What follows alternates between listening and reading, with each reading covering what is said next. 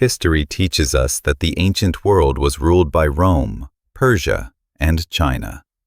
That power flowed from Europe and Asia, shaping everything we know. But hidden in plain sight, in Africa, there once existed an empire so wealthy, so connected, and so influential that it stood shoulder to shoulder with the greatest civilizations on Earth. It controlled global trade routes, minted gold used across continents, and adopted Christianity before the Roman Empire itself. And yet today, its name is almost never mentioned. This is the story of the Kingdom of Aksum, the empire history forgot to explain.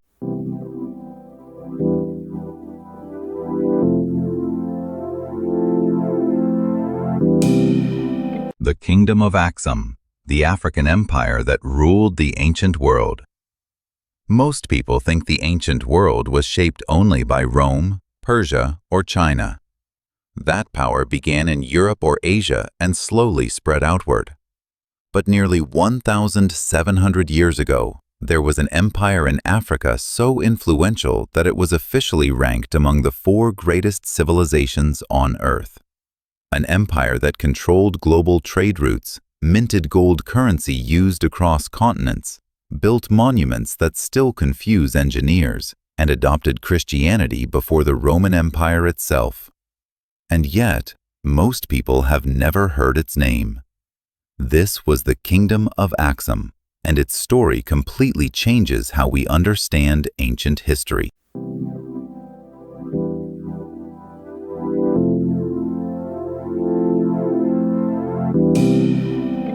For a long time, Africa has been portrayed as being on the edges of the ancient world, disconnected from global affairs. But Aksum proves the opposite. Located in what is now northern Ethiopia and Eritrea, Aksum sat at one of the most valuable crossroads on Earth. It connected Africa to Arabia, the Mediterranean, Persia, and India through the Red Sea trade network. This wasn't an isolated kingdom hidden in the highlands. It was deeply connected, outward-looking, and economically powerful. Ships passed through its ports, caravans crossed its lands, and merchants from distant civilizations paid taxes to Aksumite rulers. Geography didn't just help Aksum rise, it made global power inevitable.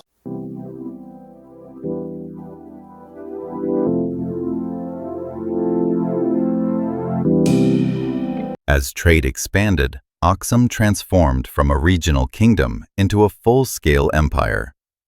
By the 3rd century AD, its influence stretched across the Horn of Africa and deep into Arabia. Roman merchants knew Aksum by name, not as a curiosity, but as a serious economic partner. In fact, Aksum appears in the Periplus of the Erythraean Sea, a Roman trade guide that mapped the most important commercial powers of the time. Even more striking, a 3rd century Persian prophet named Mani listed Aksum alongside Rome, Persia, and China as one of the 4 great powers of the world. This wasn't symbolic praise. It was a recognition of real geopolitical strength.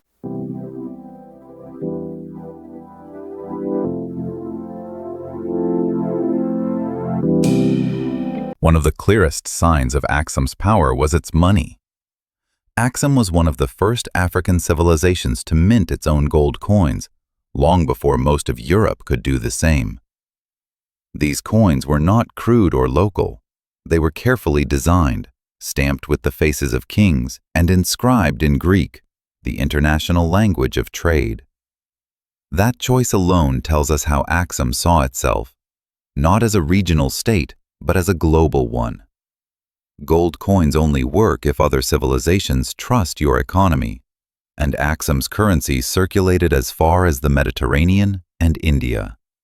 This was economic influence at a world scale. Then there are the monuments. In the ancient city of Aksum stand massive stone obelisks carved from single blocks of granite, some weighing more than 150 tons.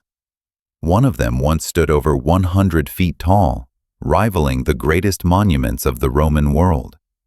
These structures were built without modern machinery, without cranes, and without mortar.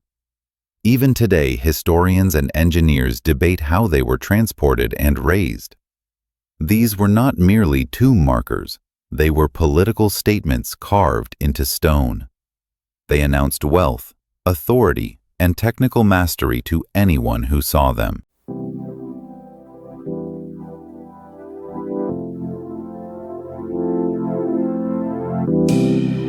But perhaps the most world-changing moment in Aksum's history came not through trade or architecture, but through belief. In the early 4th century, King Ezana officially converted the empire to Christianity. This made Aksum one of the first Christian states in the world, adopting the faith before the Roman Empire declared it official. Christianity did not arrive in Aksum through conquest or colonization. It arrived through diplomacy, education, and cultural exchange, showing just how connected Aksum was to the wider world.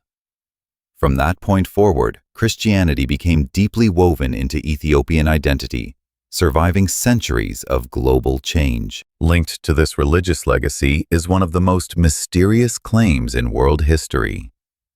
Ethiopian tradition holds that the Ark of the Covenant, the sacred object described in the Bible, was brought to Aksum centuries earlier and remains there to this day. According to tradition, it is kept inside the Church of St. Mary of Zion, guarded by a single monk who is never allowed to leave or show it to anyone. Whether one sees this as history, faith, or legend, the belief itself reveals something powerful.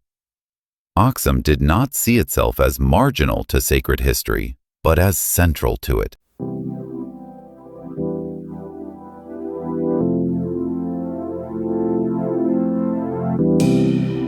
Aksum's dominance was not built on armies alone. Its true strength lay in its control of the Red Sea. Whoever controlled this waterway controlled trade between the Roman world and the East. Spices, silk, gold, ivory, and incense all passed through Aksumite territory. This meant Rome did not conquer Aksum, and Persia did not dominate it. Instead, they depended on it. Aksum didn't need to expand endlessly through warfare. It controlled the system that everyone else relied on. Over time, however, the world changed. Trade routes shifted. New powers rose in Arabia. Environmental pressures strained agriculture. By the 7th century, Aksum slowly withdrew from its coastal dominance and retreated inland. It was not violently destroyed nor suddenly conquered. It simply faded from global attention. Later, when European historians began shaping the dominant narrative of world history, Aksum did not fit their framework, and so it was largely left out.